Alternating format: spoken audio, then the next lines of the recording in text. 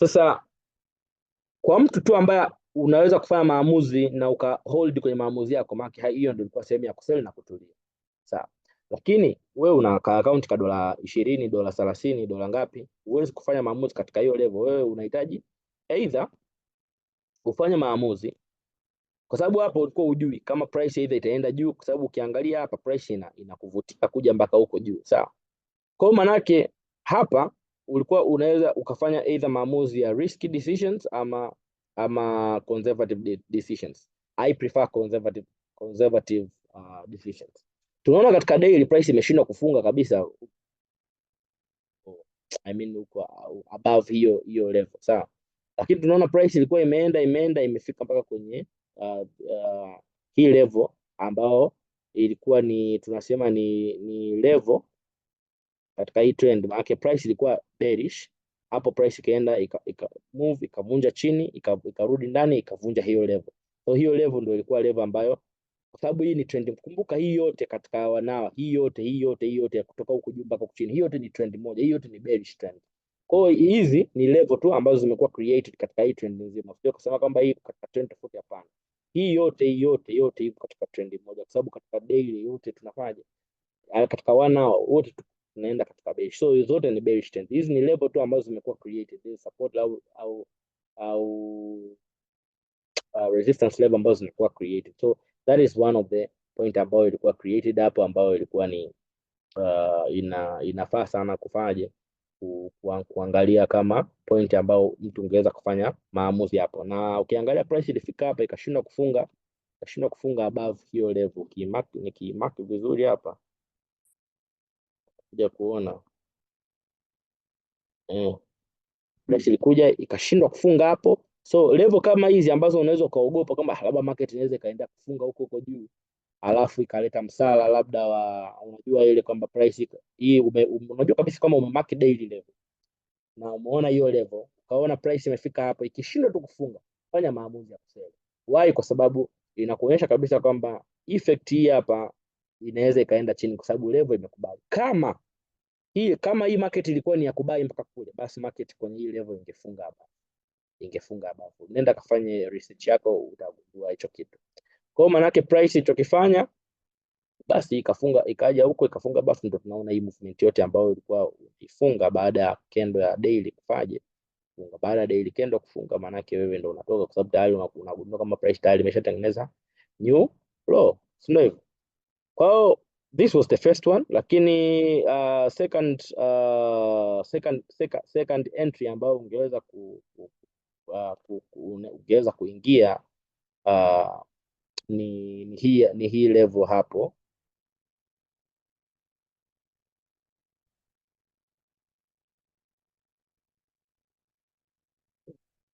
Kweli ningekuwa na trade ningeisubiri hapa, ningeisubiri hapa. Yani it's either kama ningetaka conservative, hii ndio ingekuwa ni sehemu nzuri ambapo ningeweza kuisubiri hapo juu, lakini naona market haikufika huko, naona ilikuwa imeishia tu kwenye daily level, lakini hiyo level hapo juu that could be very perfect kufanyia maamuzi, lakini as in conservative, manake hiyo level hapo juu ndio ingekuwa very convincing kwamba nisingeweza kuchukua trade kabla haijafika hapo juu, kwa sababu ningekuwa naona bado hainishawishi, tunasema bado hainishawishi kufanya maamuzi, unless labda watu angalia katika time frame zingine, bado hakuna. Yani kwa hii ya kuseli ilikuwa ni pale juu ndo palikuwa very reasonable, kwa sababu imefika imereact imeondoka, lakini kwa hapo ningesubiri hapo juu ambapo price haikufika, na hiyo ndo movement ambayo ilikuwa inaenda huko chini. Lakini kwa mtu ambaye yupo katika bias ya kuseli, sawa, upo katika bias ya kuseli, manake hapa ulikuwa unajua kabisa level ambayo price inatoka huko juu, level hapa hakuna level yote ambayo iko ya daily, hakuna level yote. Kwa hiyo level ambayo ina make sense kufanya maamuzi au kusema price itakuja ni hii hapa, ambayo ilikuwa ndio hiyo level ya weekly ambayo inaonekana kwa namna hii. Ukisema kwamba hapo price kutokea hapa inaweza ikabai kwenda juu, itakuwa supported na nini, itakuwa imekuwa supported na level, sawa. Lakini lakini kwa pale pale kusema kwamba ilikuwa inaondoka juu, ilikuwa bado hakuna criteria ambayo iko very clear ya wewe kufanya maamuzi yako. Sawa. Kwa that's it. Hivyo ndo jinsi ambavyo price ilikuwa inafanya movement. Kwa jifunze kuangalia level, cha kwanza jifunze kuangalia point of interest nzuri ambazo unaweza kufanyia maamuzi, lakini pia jifunze kufanya relationship between time frames, umeona. Lakini pia learn how to read the momentum. Ningekuwa na trade this week, ningekuwa nimeingia sokoni hii wiki, kwa namna tu ambavyo price imeanza kuonyesha momentum ina devea hapa, hii ilikuwa ni sign nzuri ya kufaje hapa. Price imeshindwa kufunga hapo. Price ikishindwa kufunga, yani kuanzia tu hapa, sio mbaya, kuanzia tu hapa, kuanzia kwenye hii candle, kwa sababu kwenye momentum tunasema hapa candle ilivyoshindwa kufunga hapa above, hapa ungesubiri price change, lakini hapa ilivyofunga above, maana yake unasema bado price ina nguvu. Sawa. Price ilivyoshindwa kufunga hapo above, alafu kwenye lower time frame price ikawa ishindwa kufunga hapo kwenye lower time frame, imechange kama kwenda imeanza kwenda chini, then you could make decisions, you could make decisions based on previous candle, yani kwamba hii ilishindwa kufunga above, lakini hii candle ya bearish ilifunga below, yani hii candle ya bearish manake ilifunga below hii opening price ambayo ilikuwa na open, manake tayari unaona kabisa hii candle baada ya kwenda kufunga huku chini, tayari hii pressure ya kubai ilishahamia huku chini, kwa sababu tulikuwa tuna maintain hizo opening price, angalia katika bullish, lakini baada hapo tukavunja hii hapa. Hivyo ndo namna ambavyo unaweza ukatumia candlestick anatomy kuweza kujua. Kwa hiyo baada ya candle kufunga below the opening price huko, tayari kulikuwa na zile kwamba price is going to sell.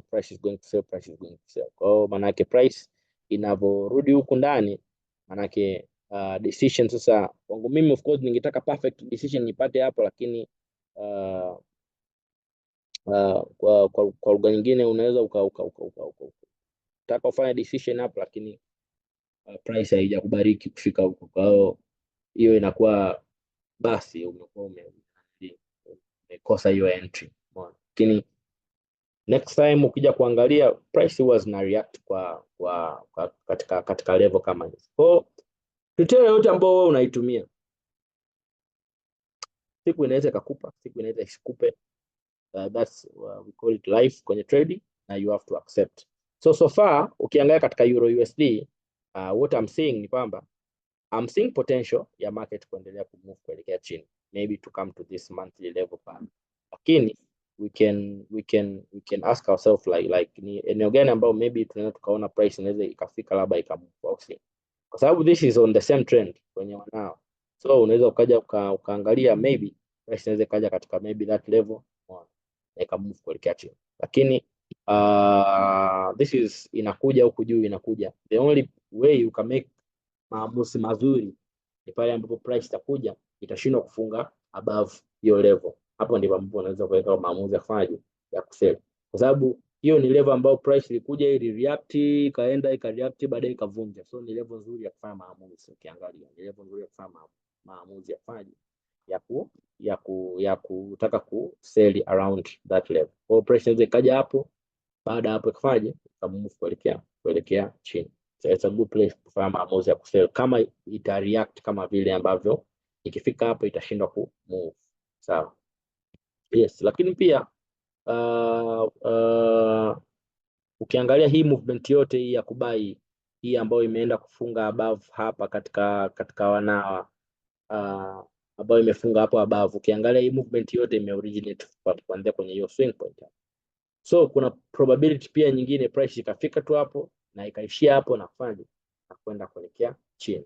So far the only good way of making sell entry ya kufanya labda continuation is when you see price imebadilisha kabisa ule mwenendo kufanya wa kusell, manake imeenda imevunja hiyo trend ambayo inabai nayo katika wanawa na imekupa level nzuri, manake wewe hii utakuwa unaitumia tu kama point of interest, lakini decisions utakazofanya utafanya based on current market price. Hapa imekwambia inafanya, and then maamuzi utafanya based on what is happening here. Ndio point yangu kwamba kama ikitokea hivi basi itokee hivi, ije hapa ndo useli mpaka, au kama ikienda hata huku juu sawa, ikija mpaka kwenye hizi level huku sawa, ama kama price itataka kwenda kumove sasa mpaka kuja kwenye hii level pia huku sawa, hii level ambayo haikuwa tested ikaja mpaka huku afu ndo iseli sawa.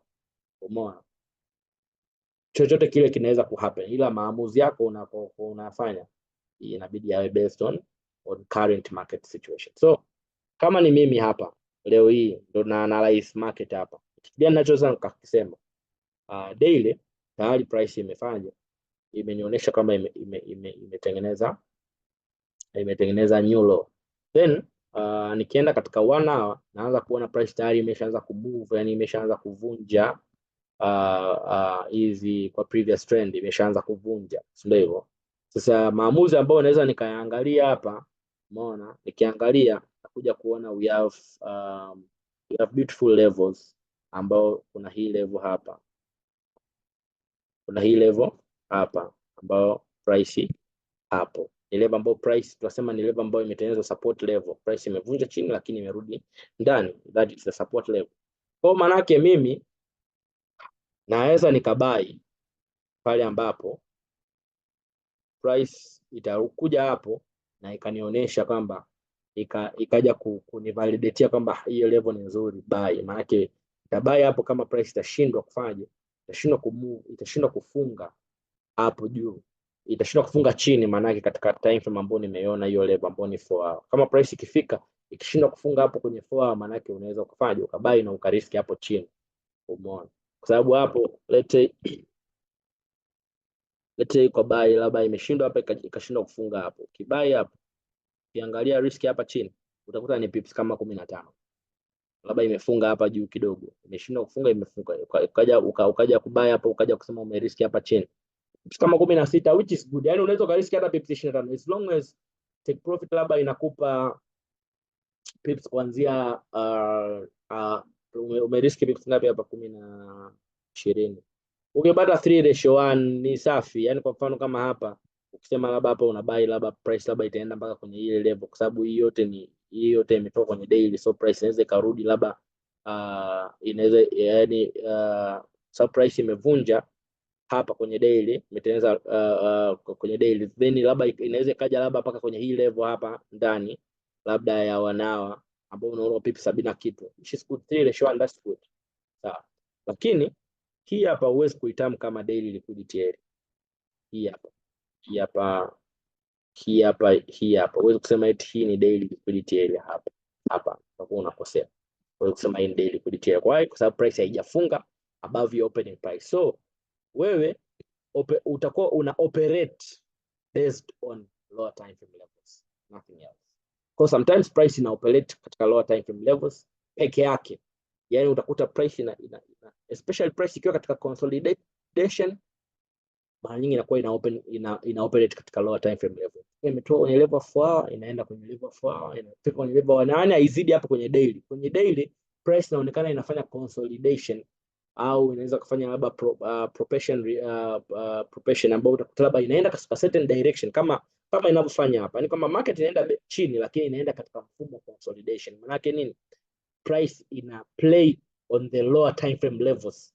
Maana ukija kuangalia hizi levels ambazo nazionyesha hizi zilikuwa ni levels za entry, ukiachana hii major level ambayo ilikuwa ni level ya daily ambayo price iligeukia hapa juu, sawa. Level nyingine zote ambazo maamuzi yamefanyika katika hapa yamefanyika based on the lower time frame levels, not the high time frame levels.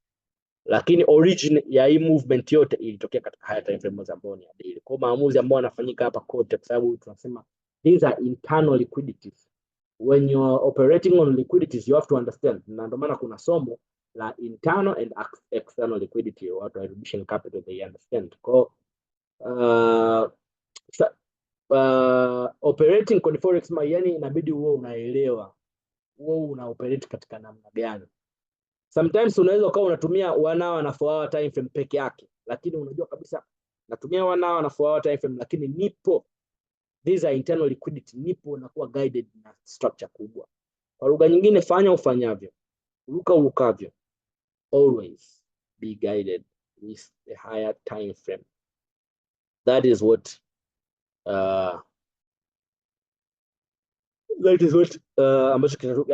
kitu ambacho kitaweza kukutengenezea pesa if you are guided with the higher time frame. Maamuzi yako yanakuwa based on the higher time frame. Hautakuwa unasumbuka, utakuwa pia na confidence kubwa mno, kwa sababu utakuwa unajua I'm operating on the higher time frame, lakini pia operate more on the current market situation. Yani trade what you see, not what you think, ama not what you anticipate kwamba itafika hapa itageuka. Sema kwamba inaweza ikafika hapa na inaweza isifike hapa, lakini wewe your decision inabidi ziwe based on what is happening right now. Na ndio maana tuna operate katika level za wanao na fuao, lakini our guidance, our targets, point ambazo tuna frame hizo decisions zinakuwa zinaanzia daily, kwa sababu those are the places ambazo zinatupa sisi kwamba bana, hii una operate katika frame hii, so nenda kacheze sasa kwenye lower time frame, lakini unakuwa tayari unajua I'm operating in this frame ya higher time frame, lakini ngoja niende lower time frame kufanya uzulula lower time frame uko kucheza na unaenda kucheza na levels za lower time frame, lakini tayari unakuwa tayari ushajua higher time frame unaenda wapi. I hope mmenielewa in this short video, mmenielewa sana. Kwa lugha nyingine, hata hapa tunasema kwamba hii sio liquidity area, si ndivyo? We can't kusema hii ni liquidity area, lakini does it mean kwamba we don't have point of interest katika hilo eneo? We have point of interest. What is the first point of interest? Ni candle ambayo tunasema ni trend within a trend. For example, hapa tunaona candle za hii yote ipo katika bearish, yote hii movement yote kuanzia huku juu mpaka huku, yote ipo katika bearish trend.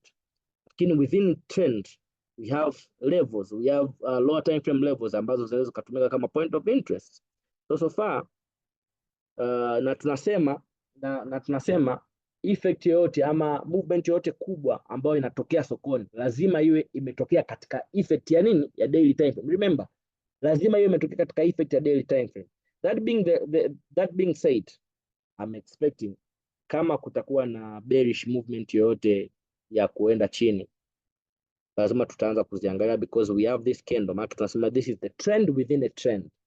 We have this point hapa ambayo ni point ya msingi sana ya kumaka, kwa sababu hii ni candle ya daily.